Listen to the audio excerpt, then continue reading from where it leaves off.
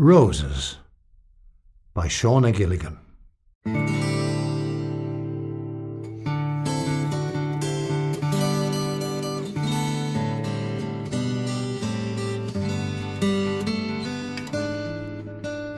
The furze is like coral, waving in the wind, bulbous velvet yellow flowers appetizing like sweets.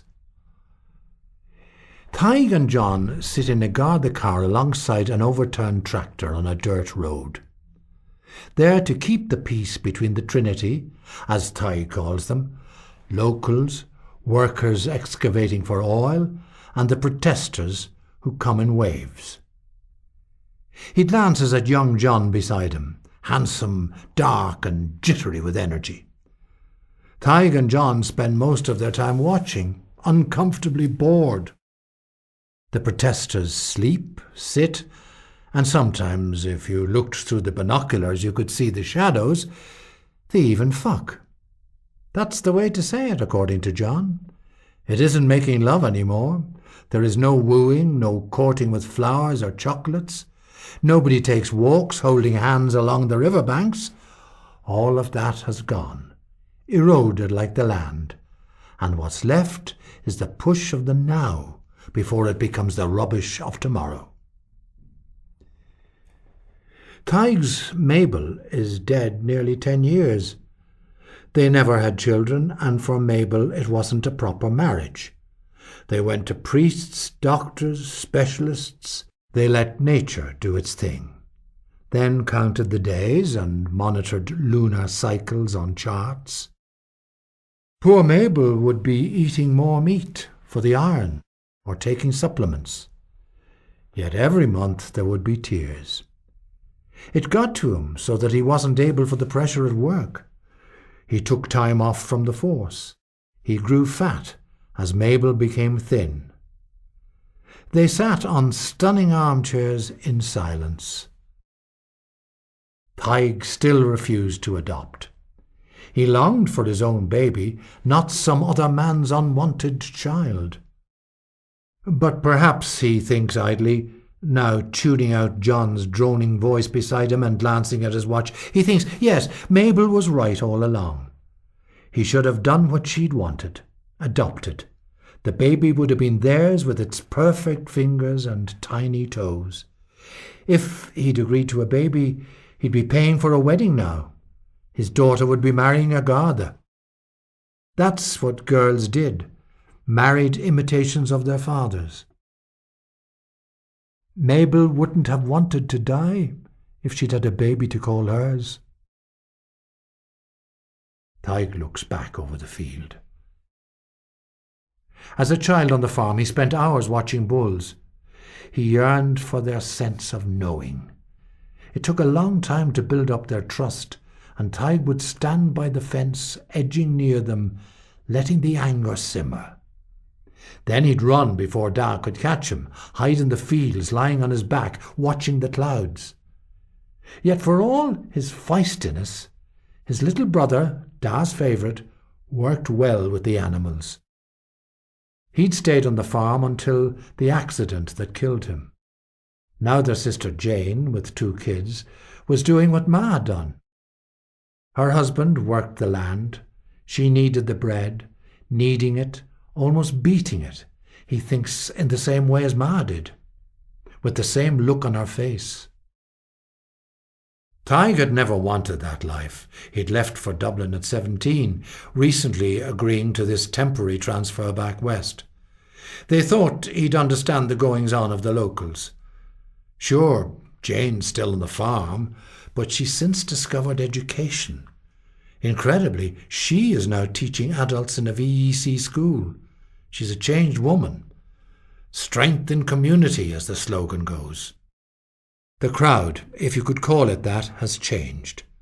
Another wave who are not afraid to stand up for what they believe in, even though work began at the refinery site over a year ago. It's wrong letting a big company take what they want, though even the State Forestry Agency sold out. But Jane hasn't sold out. Tig wonders if she hates him for what he is doing. John has a smirk on his face. Did I see one of yours down there? Sure, how would you know my family? Tig asks. He lights a cigarette. He's had 4 cups of coffee. He needs to go to the toilet. You're known around here. He drags on his cigarette. And what do you mean by that? John gives a loud guffaw. I hear your sister and her kids are with the Crusties. Yeah, right. Tig flicks the cigarette out the window. You'll start a fire with that. John gets out. I should report you for negligence, polluting the land. Tig feels obliged to follow John, and he stands now beside the car, consciously straight-backed. John is over 6 foot. Tig feels a little shaky.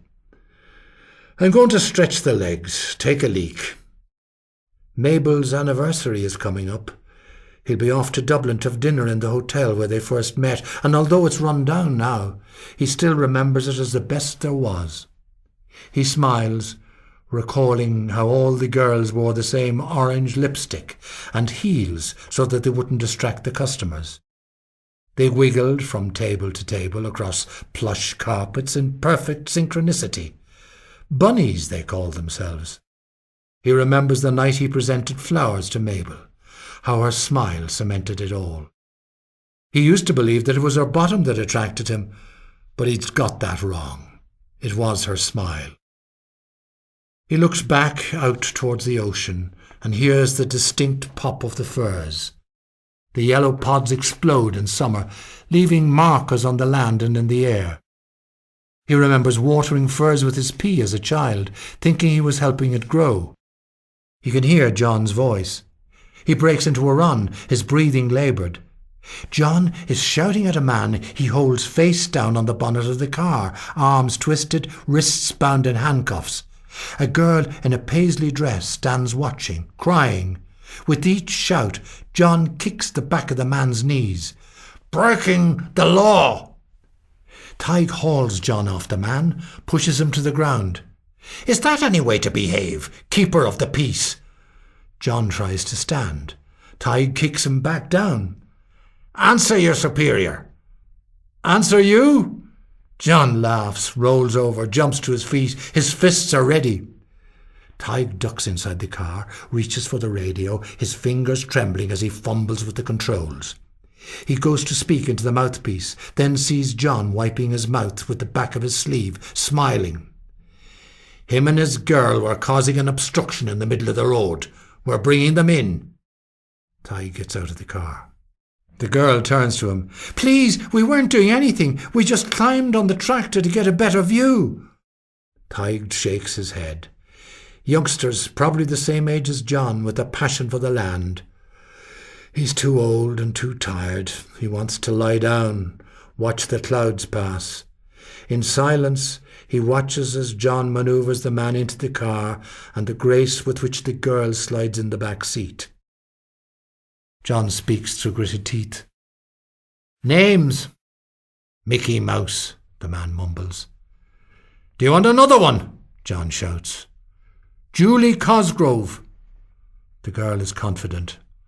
I knew a Julie Cosgrove once, Tig muses. Used to work with my wife in a hotel on the Dublin Road. Let's get to the station. John starts up the engine. And then to Healy's for a pint. She died 2 years ago, the girl whispers. Tig looks back at Julie with her tear-stained face, pretty eyes. There is a resemblance. But my wife Mabel was her name, died before her.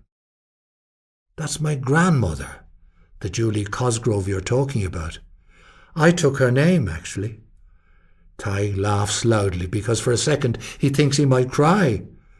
It's an honour, Miss Julie Cosgrove, a real honour. He's reached his limit.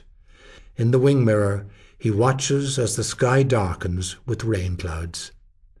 The camp, its people, and their words of hope fade behind him. The couple they'd brought in and subsequently released with a caution are now walking towards them. Tig lights another cigarette, exhales slowly. He watches them stop and kiss, observes the man sliding his hands down the back of Julie's jeans. They are laughing now as they approach them. "Tig," Julie says, smiling, stopping. "And how are we today?"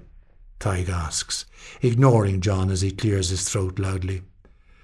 "Good. There's been media coverage," Julie says, glancing towards John, who is getting into the car and starting to fiddle with the radio controls. Tig winks at Julie. She colours. "I asked Mum about Granny.